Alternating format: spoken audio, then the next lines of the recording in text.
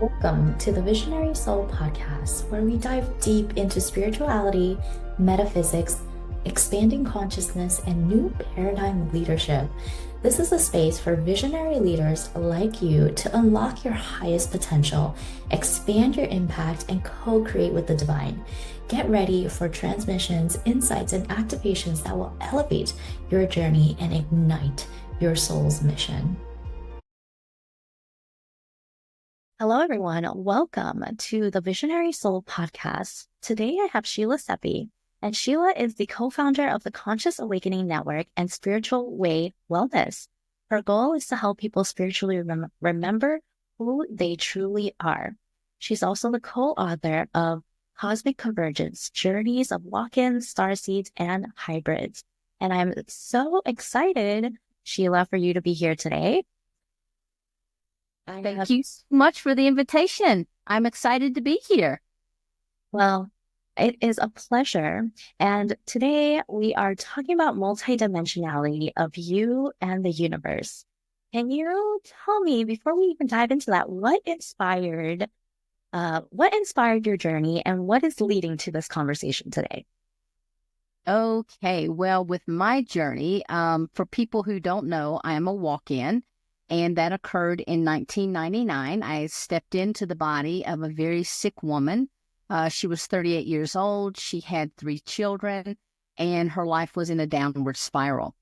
And when I came in, what the event that took place was the body was in bed asleep, and then all of a sudden was pulled bolt right up in the bed as if someone had grabbed the top of the hair and just pulled the body up in bed. And then it was like lightning ran through the body. And then I was in white space. And I don't know how long I was in white space. But when I came back to myself, my peripheral vision came in and then my frontal vision. And as I sat there looking around the room, I knew everything was different, but I just didn't know how. I would never have thought in a million years that I was a walk-in because I came from a very traditional background. And at that time, I had multiple documented illnesses, bone cancer, brain tumors, fibromyalgia, chronic fatigue. I walked with the cane. I had erythema nodosum, you name it, I had it. And when the walk-in came in, this body was instantly healed. And so from that point on, I began a work of healing the body, bringing and anchoring in more and more of who I am as a walk-in soul. And one of the first things that happened is all of a sudden, I had past lives just start flashing before my eyes. And what's significant about that is I didn't believe in them when I went to bed, okay? And then all of a sudden, I'm experiencing them like as if I am in them. The next thing that happened from that is all of this information about the universal truths, which is what we'll talk about tonight, was just swirling around in my head. I had no foundational knowledge for even what I was seeing or what was occurring to me because I'd never read a metaphysical book. I knew nothing of quantum science. I definitely did not know anything about a walk-in. Angels was a stretch, so I was in a very tight little box. And then also I started remembering healing modalities that I had never studied. Then all of the clairs instantaneously turned on. So I was seeing people walking around and talking to me. Well, the person before that had inhabited this body had a background in psychology. And so that was logged in the brain. And obviously, I thought I was having a psychotic break. I didn't have any other explanation for what was going on because the things that I was experiencing don't happen in your life. They just don't occur. I did find a spiritual teacher. I didn't seek a spiritual teacher. I found her by way of looking for a spiritual counselor. And as I worked with her, she started sharing about herself and telling me that she was of Hopi lineage. And she had a group in the new town that I had just moved into because I left that marriage within 3 months because there was absolutely no resonance there. And so she started saying, hey, this would be a great way to meet people. And you can meet women of like mind. Well, I had no idea what like mind was even about. Here I'm working for a pork program for a congressman. Okay. And so I'm just I'm just all over the place at that point. And so I really quickly learned about shamanism and how to drop into that and how to use the energies around us to anchor me in. And that's where I began to meet what I call my collective, because prior to embodiment, I was part of a collective of souls. And so this was the aspect that came in. And so I still remain connected with my collective. And when I first came in, I brought more of that Arcturian frequency in with me, because the soul that had inhabited this body previously was of Arcturian nature.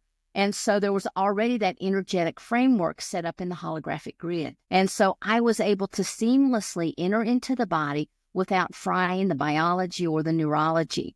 And as the body healed, as the body began to get stronger and stronger, more and more of my soul energy could start to come in. And so now I operate predominantly as my Andromedan self, still connected to my collective, operating as one with them. And when they told me I was a way shower, I took that very, very seriously. And of course, I didn't know what a way shower was. But when they said, okay, you're a way shower, and I'm like, oh my God, I got to show the way to all these people. And, I was just freaking out. So I started studying more modalities, because they also told me people cannot drop into the essence of who they truly are on a soul level when they're in pain.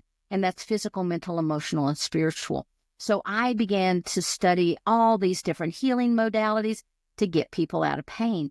I began to, become a life coach and work with people to get them out of pain. Everything that I did was for the mission, because I actually serve as boots on the ground. And so the next thing that happened is they started keep telling me, go bigger, go bigger. And I wrote my first book, Walk-Ins, Cosmology of the Soul. That wasn't good enough. They kept telling me to go bigger and bigger. So then I started doing events, and I thought, okay, I'm doing it. I'm out there, I'm doing the events. Go bigger, go bigger. I started a podcast. I did courses. I did this, I did that. And they continued to tell me go bigger until one night they gave me the vision of the Conscious Awakening Network. And that's how that came into being, because they showed me that, no, I don't have to do everything. But what I do is bring together voices of many people. So if maybe what I have to tell someone doesn't resonate with them, let's say if you were a host there, they may resonate with you. And if they didn't resonate with you, then they've got another host that they could listen to. And so all of a sudden, everything just started clicking into place. And how was that? It was because I was listening and I was following the yearning of my soul. And the beautiful thing is they were giving me that passion. And that's what's necessary. We have to have that passion with what we do. And that is the key to letting us know that, yeah, hey, I am on my path. I'm doing what it is that I need to be doing. And so a lot of times people, they'll step into a job because they think they need to, or they'll have this job that really, it's like I'm just drawing a paycheck and that's about it, But the reality of it is, if it's not feeding their soul, even though if it's bringing in the money, they're still not on task. And so you can always tell when you are living your soul's plan, when you have that passion. And so part of the other passion that started coming to me was they started talking about the holographic grid. And I'm like, what are you talking about, the holographic grid?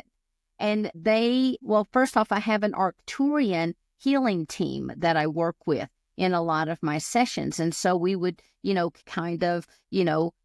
up and do this healing. And I would take notes, everything I was seeing them doing and everything they were telling me. And I'm just writing.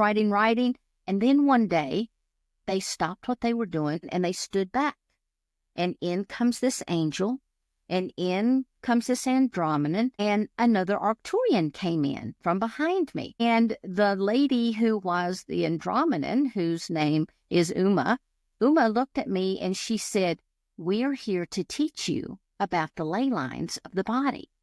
And I'm like, we call those meridians, because I'd studied everything else, but I really had never at that point studied a whole lot about the meridians. So I'm thinking, they want to teach me all about the meridians and this will be so cool. And they're like, no, the ley lines of the body. And I'm like, yeah, we call them meridians. And it's like, no, Sheila, we're going to teach you about the ley lines of the body. And I'm like, oh, something different. And so they did. They began to teach me about the ley lines of the body. And in teaching me about the ley lines of the body, those connect in with 12 of the major chakras, because on this planet, we operate within a 12-dimensional field. Not that that's all that there is. So please don't think I'm saying that, because every dimension has 12 subdimensions that have 12 subdimensions that have 12, so it really goes on and on. However, there are different things that tie in to those 12 major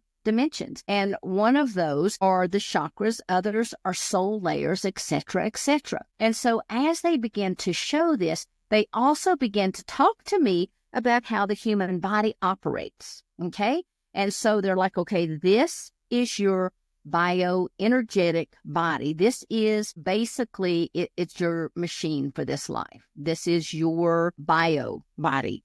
Out here, it's your bio matrix field. And you have this, it's holographic. You have a holographic field. Now, when I look at people and I'm working on them, I can see that field.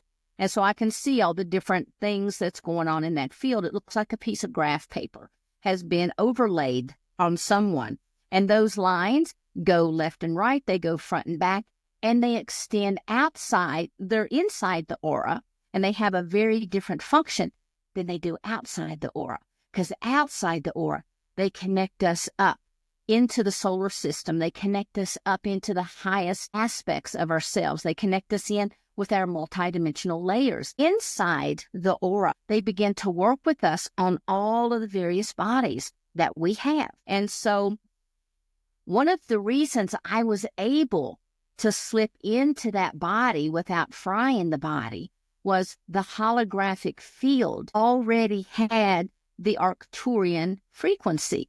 Now, over time, as I said, everything, as I began to heal, more information came in. But also what's happened is everything out here had to be changed out, because a new soul cannot operate on an old soul's holographic blueprint. You can't do it. Now, the etheric body around already had the human template, but that human template also is married to the soul epigenetics. And so when the two of those come together, then they begin to imprint on the cellular structure within the DNA, etc. Well, I came into a used car, okay? And so I had to really start to clean everything up. So as I was able to clean up some of the memory here, I was able to imprint my bodies. I was able to bring in all, and what I call them now my SRT team, because I've developed a modality, soul reconnection technique, on learning all about the ley lines and stuff. And as I was learning about that, it made total sense what they were talking about, because with our 12 bodies, we first have that etheric body, and then we have an emotional mental body. But it used to be an emotional body, and mental body. But what they showed is because the frequencies on this planet have changed and have risen so high that no longer does the electromagnetic field that held them together stay stable. And they've collapsed in on one. So it's now an emotional mental body. Eventually, everything will become one body when we're in the fullness of our light body. But for now, the emotional mental body has already become one field. And so you have the etheric, the emotional mental, then you have the astral body. Then they showed me what's called the matrix fields. I'm like, what do you mean the matrix fields? And they're like, from this field, there are certain codes, there are certain frequencies, there are certain vortexes of energy that connect into the heart, from the heart back to the vortex, and up into the ethers, out past your own holographic field, up into the universe. You're tapping into the original matrix, the time-space matrix. From the throat, the same thing.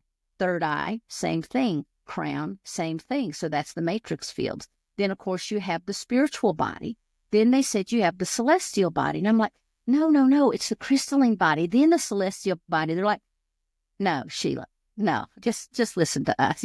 me being me, I always question them. I'm like, now, wait a minute. That's not what I've been told. And it's like, well, we don't care what you've been told, but this is the way it is. So it was the spiritual body, then the celestial body, which connects us into the angelic realms, the Elohim, etc. Then we had the crystalline body, and that crystalline body then resonates with the crystalline that is within our physical bodies, because we have crystals in our bone, our muscle, or, our brains. We have them in our ears. When our ear crystals get out of balance, we end up having vertigo. And so it aligns with the crystalline structure, and then from here out into the crystalline light bodies and out past into the universe.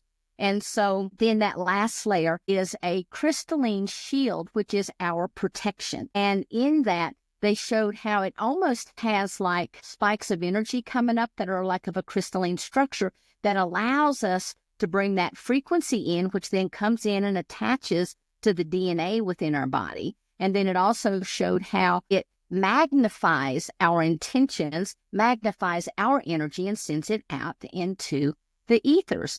And so really this role of the spiritual bodies is so much more, because then it ties into the chakras. It ties into the meridians, and it makes us who we are. So as the walk-in, all of that had to be changed out. And they explained it to me. And that took place over a period of time.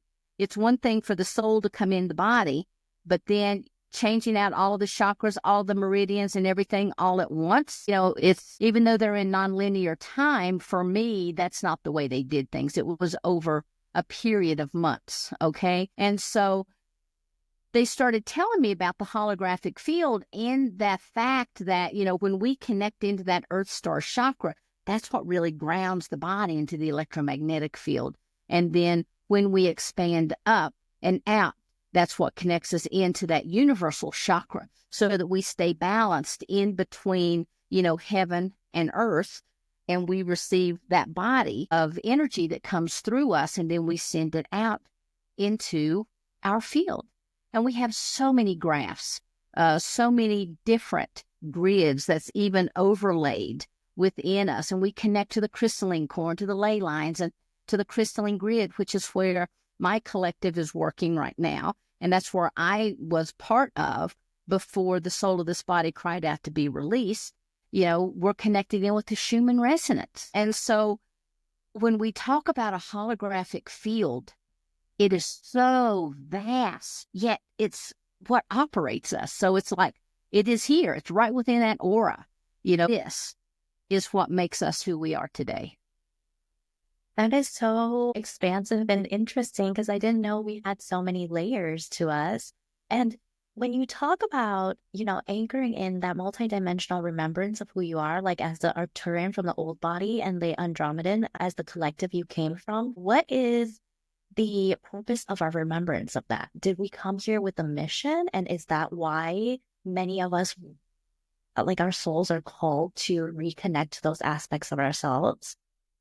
Well, we are multidimensional beings, okay? And so like this, if my fist is our oversoul, all of these would be what's called the Shantias Khan, which contains the higher self. It contains all of the information for these bodies. It contains everything that we have, our excitement for this life, the soul plan that we have, and it determines what aspects of the soul we're going to bring in, because this oversoul is connected to a family and blah, blah, blah. You go on up, and you bring in, you swirl in this energy that's within the oversoul. So this is a single lifetime. This is a single lifetime. And these are all single lifetimes.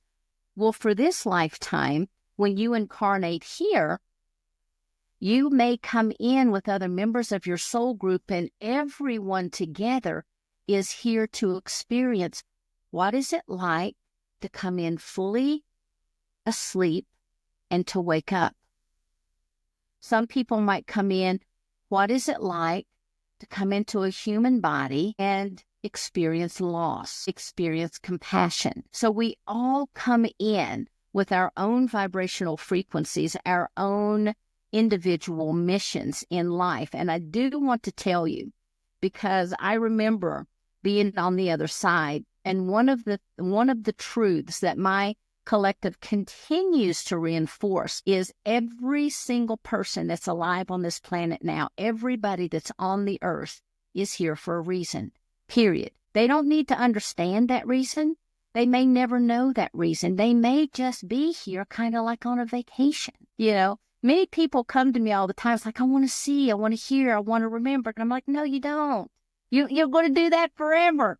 Right now, we have the opportunity to pretend to be human. I mean, we are human, but we are having even this holographic, everything around us is holographic. It's put together with little pixelizations, even though the density at which it spins brings in the mass, which makes it solid. Like the desk is solid, the computer is solid, my dog that's laying on the desk is solid, okay? Because it's real, but it's also holographic. And even my dog came in with a mission, came in with his own little growth plan, if you will. And so every person on this planet that's here is either a starseed, a hybrid, a walk-in, an earth soul, an angelic being, an interdimensional being, an extraterrestrial being. It really doesn't matter. Our souls all come from the same place, which is source, okay? And so we just take on these different forms and these different roles. And really, is it necessary that we understand that? Well, human nature says, absolutely. I want to know everything. I want to know who I was. I want to know why I'm here. But we really don't have to. All we have to do is drop into the passion of life. All we have to do is to be in the now moment. Because when we are worried about the future or when we're lamenting about the past, we're leaking energy. Yes, we do have to, okay, yes, I'm going to have an appointment on this day. Great.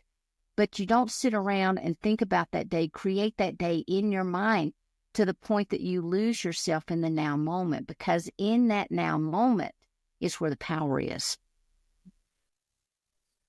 Gets me back to when you said like your guides told you the next step for you, like go bigger, go bigger.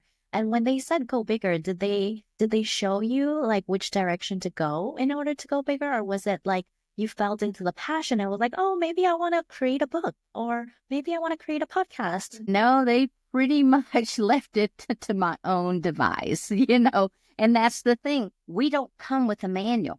We do not come with the manual. However, if we are open to receive the guidance, which is the biggest thing that we can do, is be open to receive that guidance. And if you have 2 or 3 choices in front of you, which one gives you the passion? Which one are you most excited about? Which one can you say, oh boy, I get to work on this today? That is where you need to put your energies, okay? And so, no, they did not.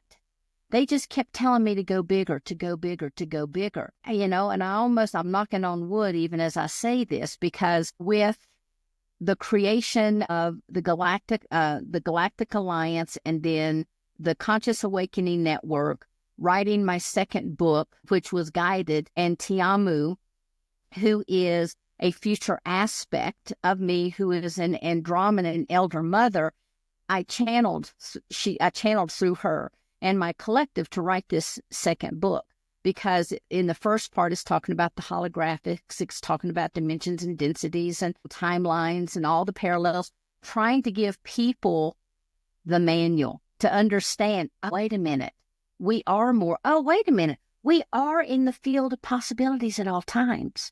Which timeline is going to be the best for us? The one that we put our intention to.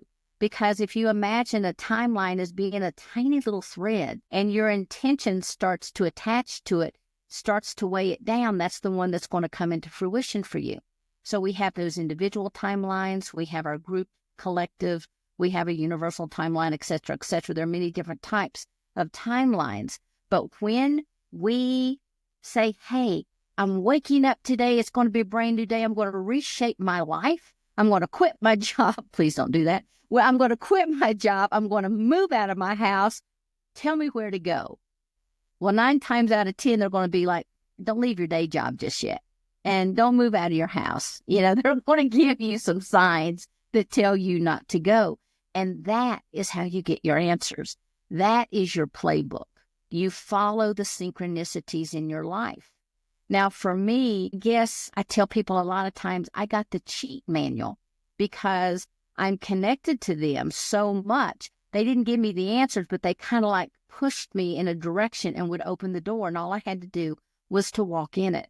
So the whole time I've been here, I've been guided, guarded, and protected the entire way because I'm here on mission. But when you have someone, let's say they just have spiritually awoken and they're like, oh my gosh, and they start looking at the sky and they're like, I know I feel different. Now all of a sudden, all I want to do is sit around and meditate. And it's like, no, don't quit your day job again. You go to work. You've got to stay on path until you feel what I call that herald.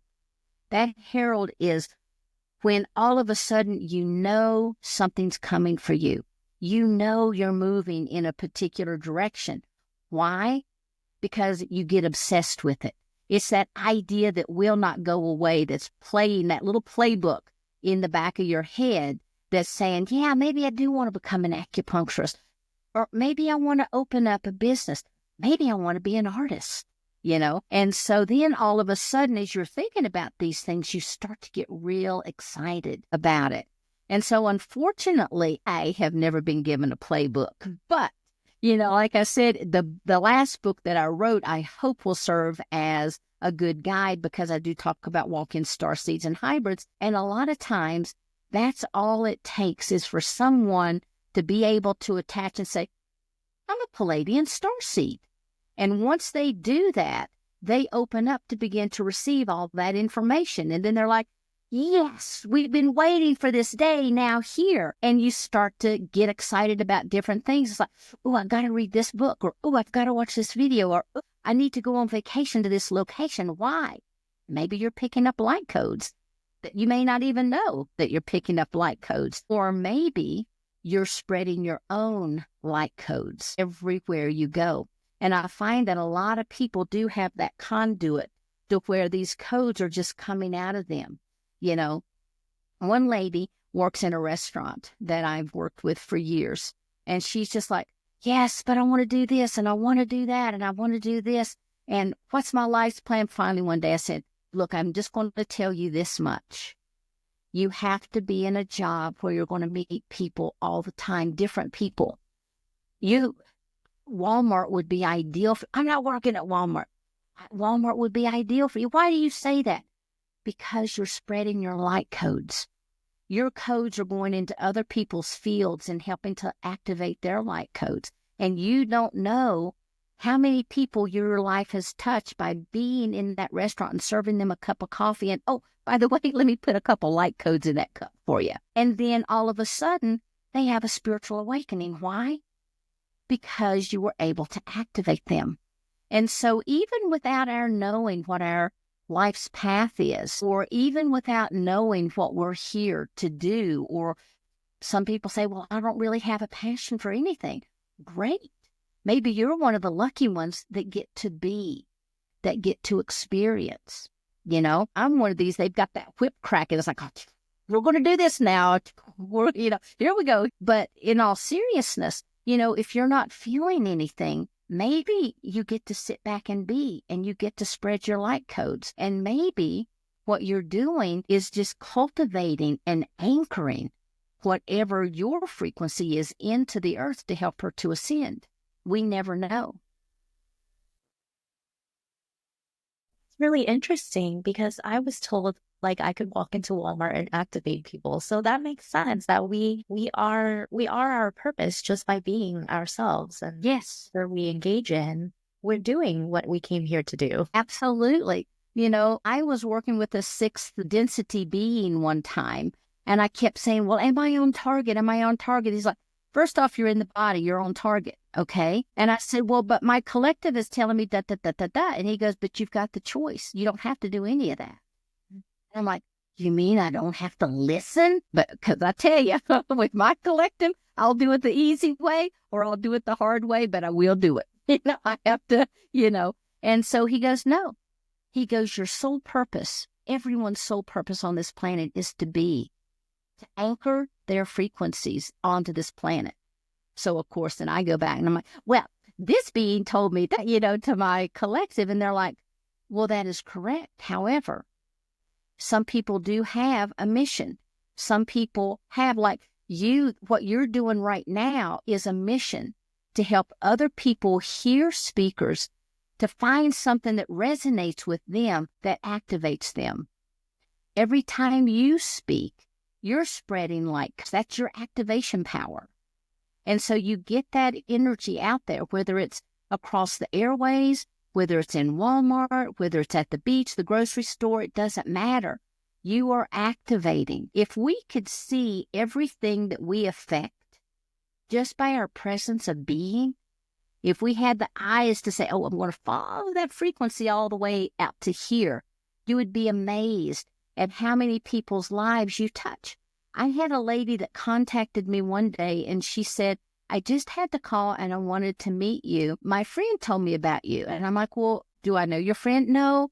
A friend of hers told her that. Well, come to find out, there was a lady that had read my first book, that gave the book to a friend, that read the book and told a friend about it, that told this other lady about it, and it changed her life. When we're looking at 4 people down, that is the ripple effect of our presence. That is the ripple effect of what we do. That is the ripple effect of our being here on this planet, because this is like one of the most exciting places to be right now, because we're on the cusp of this huge shift in consciousness on the planet. I was just thinking that, if we, I guess, like you said, don't leave your day job, but if we don't feel called to stay there, and I study human design, and human design usually says, wait to respond for generators, and then there's, different types that respond to things differently, and we know when we're making a correct decision when we respond correctly. Like you said, you're waiting for that moment until it becomes okay, now is the time to go. So how do we distinguish free will, which is okay, I'm not going to take on that assignment, or I really am just going to leave my job right now, this instant. What are there consequences of that? I've noticed sometimes I do things out of alignment and it just doesn't stick. Right.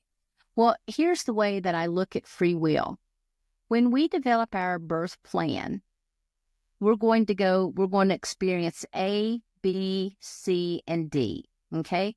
Regardless, in our life, these are things we put in place for us to experience.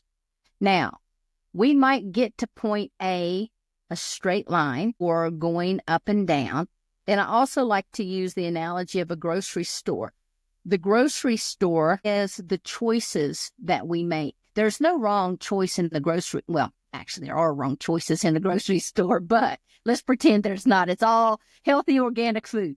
Okay, we go into the grocery store and we can choose. Do we want fruit or do we want a vegetable? Do we want meat or do we want an orange? We get to make those choices, but we're going to make a choice because we're in the grocery store. That point A is the grocery store, and how we get to it is our own choice. We can drive to it. We can walk to it.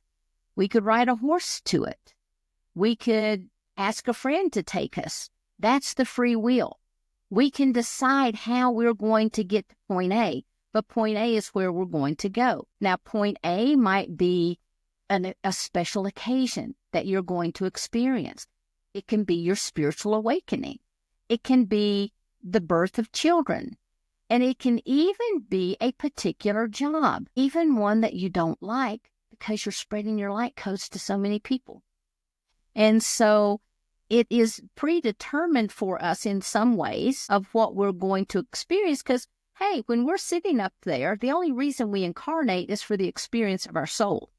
And I'm going to tell you, there's no right and wrong experiences. And the other thing is, when you get on the other side, I guarantee you're not going to get reprimanded for having ice cream and cake, okay? You might say, oh, man, I should have eaten more ice cream and cake because there's no cake here that I want, But the reality of it is, when we get on the other side, or when we're planning from the other side, we can see the wholeness. We can see the outcomes. And then it's like, okay, when I incarnate, I've got all my choice points in here. And I can choose to get to A by this side of the grocery store, making those choices, or this side. And so, yes, we do have free will, but we also have some things that are predetermined. That's a long answer to a short question. Sorry about that. That really makes sense. So if things are predetermined and we can make the decision how we get there. So for example, like for me, like my path was always the entrepreneur journey led me to the spiritual awakening.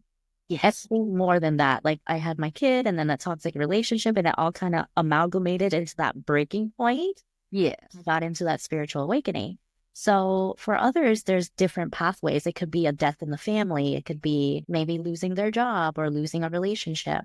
But that point was meant to happen regardless. Absolutely. But we get to decide even our reactions to what happens to us. That's free will as well.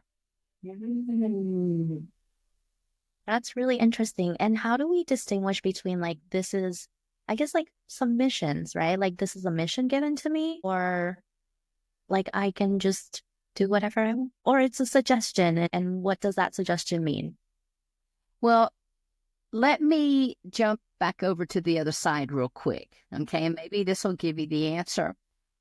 When we move out of this bio body, when we drop the robe of this physical form and we move to the other side and we undergo the life review, it's not a life review where we're reprimanded for not doing well. Everything is about choice.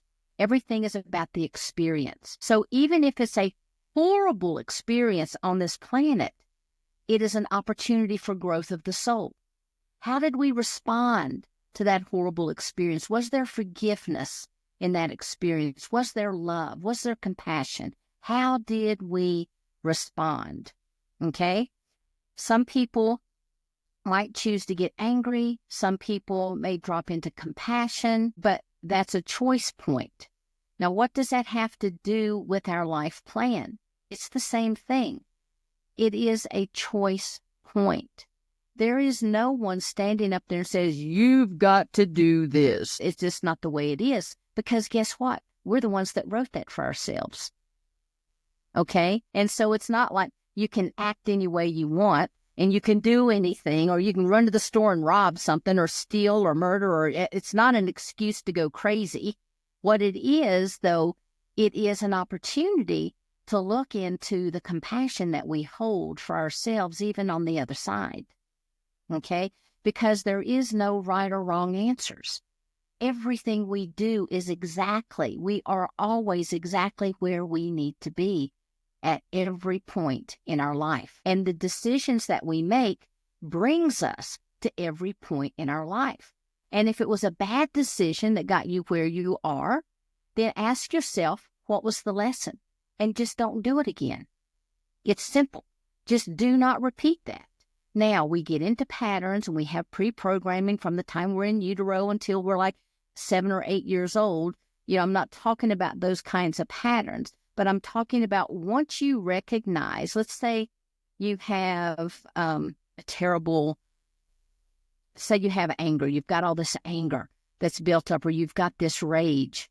And you're like, I've got to start getting rid of the rage. Well, it's not a matter of getting rid of the rage. It's what is that trigger? What's triggering you? And that allows you to then bring in the healing, because we're only here to experience. And part of that experience can be the healing. Part of that experience can be wondering our whole life, what am I supposed to do? You know, there is no judgment. But many, many, many, many, many people know what to do by following the signs that are given.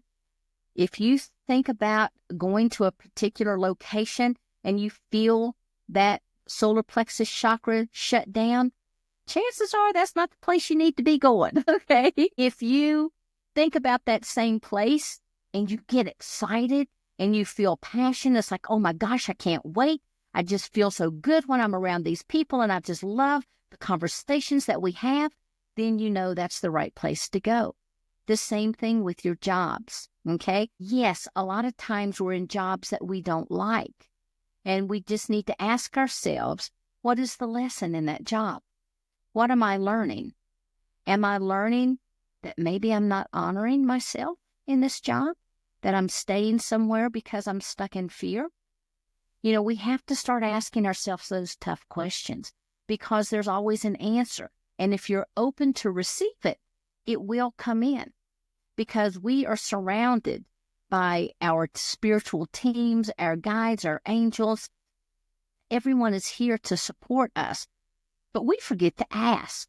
And so, a lot of times they're sitting around like, what am I going to be doing? Come on, guys, I'm here. Utilize my talents. And all we have to do is ask. And then if we're not sure who these guides are that's showing up, you have to always ask, are you of the light? And ask that 3 times. Are you of the light? Get your answer. Are you of the light? Get your answer. Because if you ask, they do have to tell you. And so that can be another thing, another little practice that we do when we're trying to say, is this the right job for me? Is this really my passion, or is there going to be something better that comes down? But I can honestly tell you, if you drop into that now moment and you experience the fullness of that now moment, all of these answers will start to come in, because a lot of times we're too busy asking the questions to stop and to hear the answers. Laughing because I'm guilty of this. I think we all are. It's interesting because like when spirit moves us into a new direction, it feels uncomfortable to let go of what I once knew. Like today, for example, I was just sitting down. I said, I feel like, and it's like an inner knowing. I was like, I'm supposed to move into the Ascension space. They showed me this a long time. I mean, it's like for a couple weeks now, and since the last summit I was in. And with the art, I was like, I know I have to be in that space. Even just logically thinking, people who are interested in that, in higher frequency activations and infused in art, that is where I need to be from a marketing perspective too, right? And I was like, no, but I should be a business coach. And that's what I once knew. And that's what I was attached to. And I sat down and I just tuned in. I said, guides, show me what's the best. What is my highest path? And again, they showed me the art. And I was like, okay, it's time to accept that, right? It's time to accept that. And be with the flow and be okay that I don't know everything that's coming next, but that's what's happening in the present moment. Right. And, in the human condition that we're taught that we have to have that need to know. And we have the learned behavior of being attached to the outcome, and becoming disappointed when things do not go our way, because then we were attached to the expectation. And so if we can start to pull that out and be in the now moment, those things don't even exist because we're focused here and now. That was such a beautiful way of explaining that, how our life works in synchronicities and also being present, especially with what's happening now. So that's something else I want to kind of talk to, because humanity is shifting very fast. We are expanding very rapidly with all of the things that are happening outside of us to awaken us. How do we navigate that? Like for people who are waking, and then also who are already in the process, have been in the process for a while, like light workers and starseeds, and we know that already. Right. Well, the first thing I tell people to do is turn off the television. Especially turn off the news, because there are certain frequencies that come through with the news that will penetrate and affect our own energy field, okay? And some of those have the vibration of fear, they have the vibration of separation, but it's all false matrixing information. It's the blah, blah, blah, blah that we live in every day. So that's one of the first things you have to do, is unplug from that. Then you have to drop in to who you are as a soul. And a lot of people are like, well, how do I do that? How do I just drop in? Well, guess what? You are already all those things you're seeking to become. You're already a 12th dimensional being because you're attached to your energy field. You're already grounded because you're attached to the earth. But maybe through life, your cords become a little bit flimsy. It needs to be reattached. Maybe you're too much up here in the thought processes and not grounded. But again, staying in the now moment takes care of all of these things.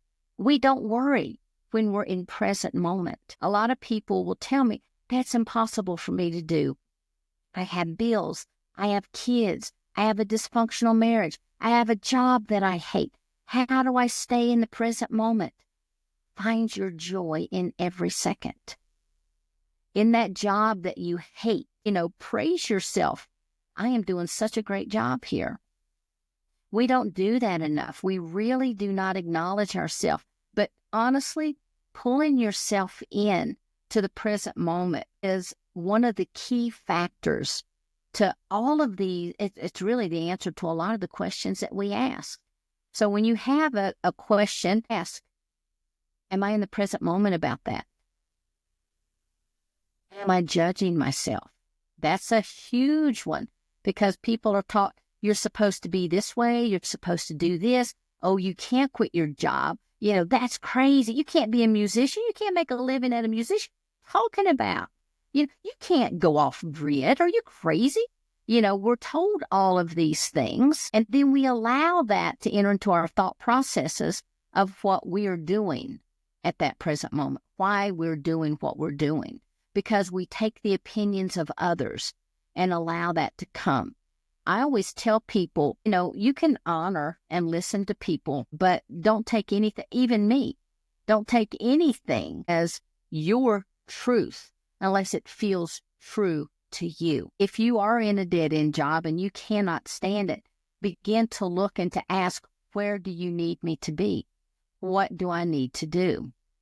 And some people will say, but I want this glamorous job. But guess what? Maybe that's not what you wrote for yourself in your life path. Be pleased with where you are, because again, you are exactly where you need to be now, in the now moment. And if we bring our attention to the now, then we drop all the worry because we're here. We don't have to worry about having a hurt feeling or what somebody said or did I do something exactly right, because we drop those expectations and we allow the universe to begin to work into us and through us, because we cannot allow the universe to come to us and flow through us if we're blocking them. And we block them with future concerns and past worries. That's what blocks us. You have to be in the now moment to let things flow through. And so, as much as practicing mindfulness is wonderful, you have to ask yourself, well, what's the purpose of the mindfulness? It's bringing us into the now moment. That's what the purpose is. It's about allowing us to have our axonal and our earth grid connection and our bioenergetic grids to align, to activate our own Merkaba field so that we begin to rotate and spin and put out our own soul's energy. We begin to facilitate our own spiritual ascension. We line up our crystalline grids, our chakra grids. We line up, like the Kabbalah or the universal templates. We bring in all that energy, which then activates our Taurus field. And then we have our diamond light grid that pops on, and then we're in alignment with the crystalline grid. And everything is as it is supposed to be, all because we stayed in the now moment. And this one interests me. This is the question that you provided for me. And as we are shifting and aligning with these higher states of consciousness, how does multidimensionality look for us in the future? What does that look like? So with me coming from a collective, that is all, and I'll define that, because a collective is when all of my multidimensional parts have come back in, and we've moved from one experiential phase into another phase, okay? The important thing about our holographic field, the important thing about being activated and working with that, the only reason we want to do that is so that we can anchor in those higher energies. We want to be able to hold, we hear all the time, the planet's being flushed with the photonic light. Well, what does that mean? Did it give me a headache? Did it excite me? Well, I don't know because I'm not in alignment. I got one grid here and one grid over here and one grid here, and my lights aren't turned on and my crystalline structure isn't flowing. You know, when we are working with the multidimensionality of who we are, we're working with all of this as well as all of this. And the important thing about that is bringing it into alignment so that as these photons come into the planet, our cellular structure is open and free to hold them. And the purpose of that is so that we then can hold more light. And as we hold more light, I can tell you from working, in some of my meditations and when astral traveling up above the earth and looking down, you can see these pods of light. These are people who have spiritually awakened and that are holding more and more light. Their diamond light grid is, flickering. Their crystalline structures are all in alignment, and they're sending out all of that new light that they're holding because we are light. We are light beings, and we're already light beings. It's just that we have this bioenergetic field that is around us that becomes the human frame for us to travel in. This is our spacesuit for planet Earth. But when you're looking from above, it's almost like sometimes you can see a flower of life. And when this entire planet, when all the people on this planet are holding enough, well, it doesn't have to be everybody, but when enough people on this planet are holding high enough light frequencies, that's when the shift happens, because the shift is here and we're constantly rising to meet that shift and activating all of our grids, understanding the multidimensionality of who we truly are as a soul being, that we have this higher self stream that we can, attach to. We have the soul family. We have all of this information that we can go higher and anchor it in. Also, we can hold more light. It's the experience of becoming that which we want to become that we already are. And when you're talking about the shift, now a lot of different channels have talked about what the shift is like. What have you been experiencing, or what have your guides been showing you about the shift? Well, we have quite a few timelines that are activated, but the predominant timelines that my collective show me is there is the Ascension timeline. And I kind of laugh at even using the word ascension because we've been ascending since the dawn of man. Every time we have an aha moment, every time we have personal healing, we're personally ascending. But the cool thing about what's going to happen on this planet is we're going to collectively ascend. Now, when I say ascend, that means we're going to be able to hold more light frequencies. We're going to become more of that which we already are. And so some people say, oh, it's going to be a big solar flash, and this is going to happen this way. And some people are like, oh, no, it's going to be the asteroid in 7 years that's going to hit the planet, and that's what's going to do it because then we're all going to be dead, and we're going to, it's like, no. It has nothing to do with that. The shift that we're talking about is that shift of consciousness, okay? And as you look around, as everyone that's listening to this looks around, you're going to begin to see there is this huge division that's beginning to occur. There are a lot of things out there on this planet that are really unacceptable. Look at the wars, look at the politics, look at the healthcare, look at all of these things that are coming up. And everybody's like, oh my God, I know things are getting so bad. They've always been this way. But what's the difference? We're holding more light. And when we hold more light, we shine it on the darkness and we're able to see all of those things that are counter to what we are and all of those things that need to heal and change in the world and all of the things that we do not find acceptable. Okay? And so as we raise our vibration, more and more things are going to be revealed. As we raise our vibration, we begin to hold more light.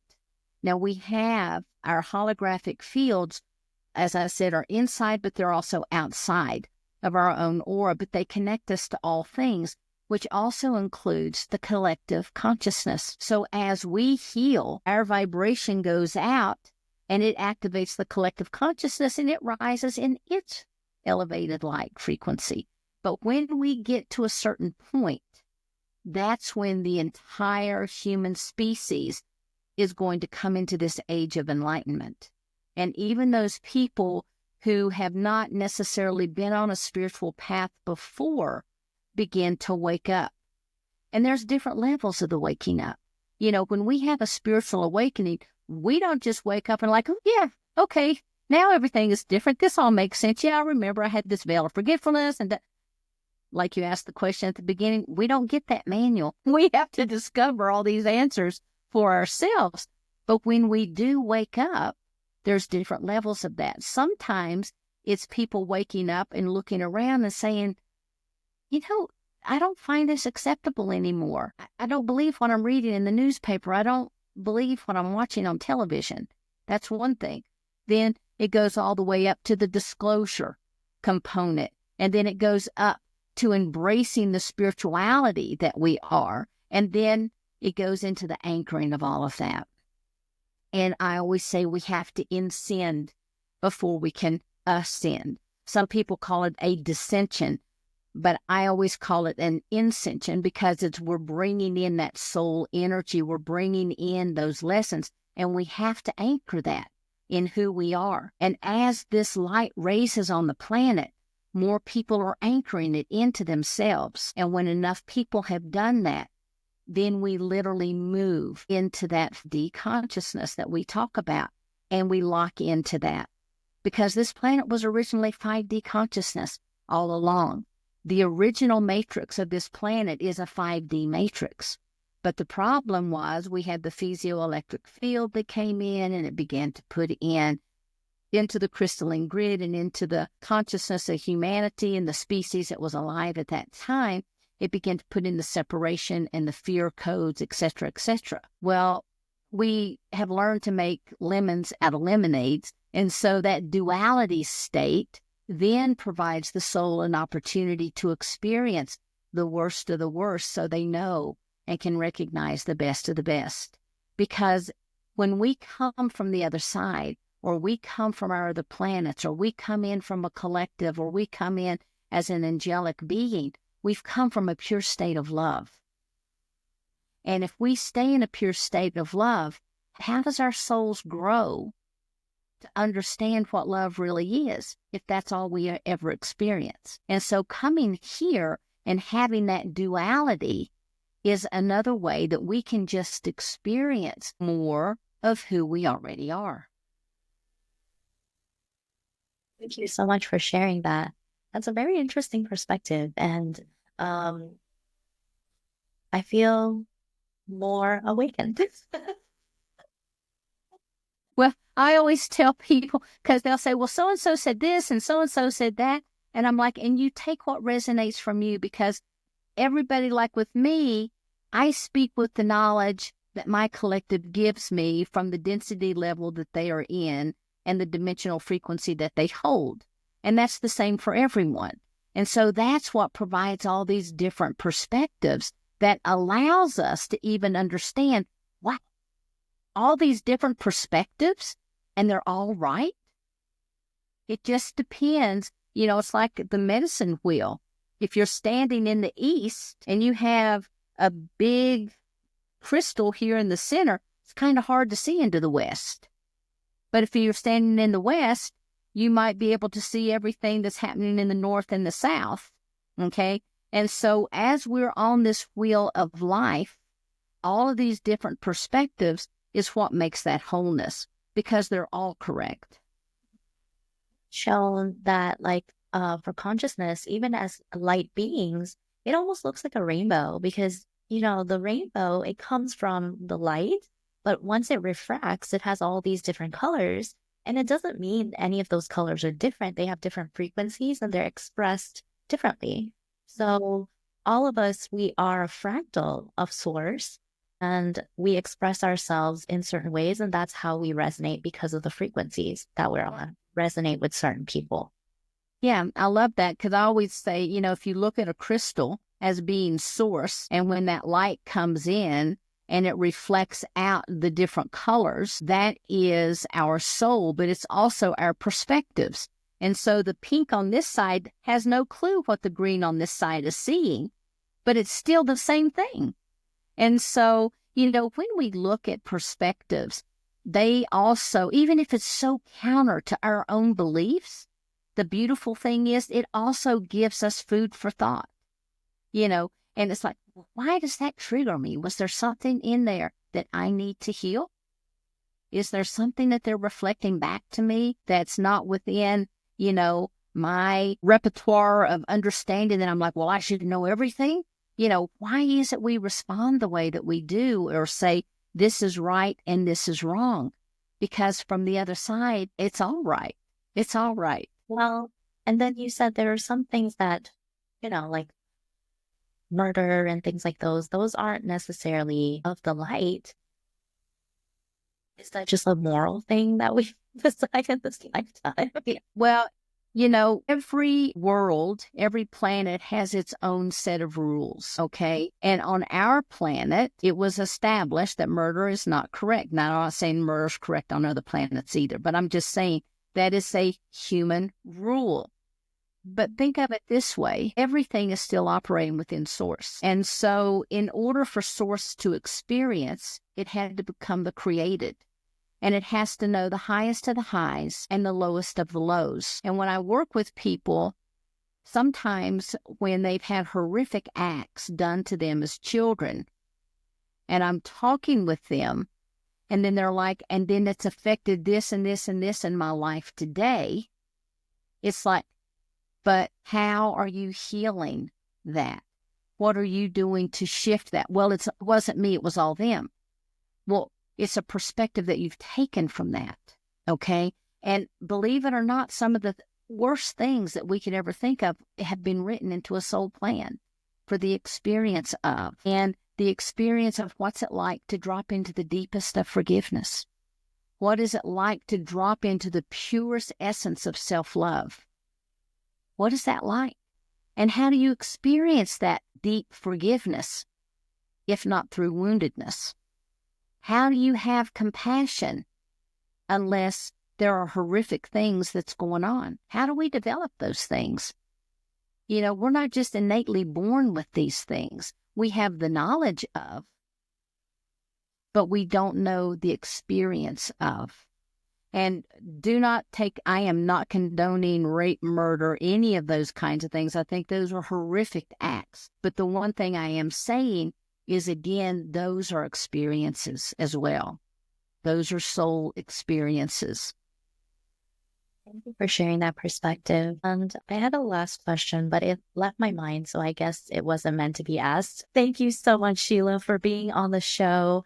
And are there any last words that you can leave with us today?